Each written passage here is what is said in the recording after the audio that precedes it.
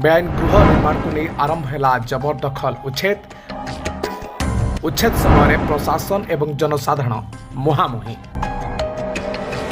एभली दृश्य देखा मिली कटक जिला जगतपुर थाना अंतर्गत नूतन शिल्पांचल मठसाई अंचल दीर्घ दिन हम सरकारी जमी को जबरदखल करी बेआईन भावे गृह निर्माण कर रहुतबा बस्ती बासिंदा को सरकारी स्तर बारंबार नोटिस होते एप्रति कौन दृष्टि दे नथिले, जहाँफल मान्यवर हाइकोर्ट निर्देश क्रमे आज स्थानीय प्रशासन अतिरिक्त तहसीलदार सालेपुर राजस्व निरीक्षक एवं 2 प्लाटून पुलिस फोर्स उपस्थित जबरदखल उच्छेद आरंभ होइछे।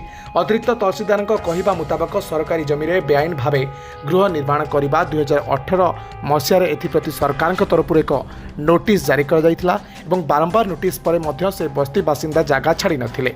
सरकारी स्तर थैथान एक गुंठ जमी प्रदान कर सत्वे बस्ती बासिंदा ओहरी नथिले, जहाँफल आज जबरदखल कर जबरदखल उच्छेद समय किसी समय पुलिस जनता मुहांमुही होबार दृश्य देखा मिलता।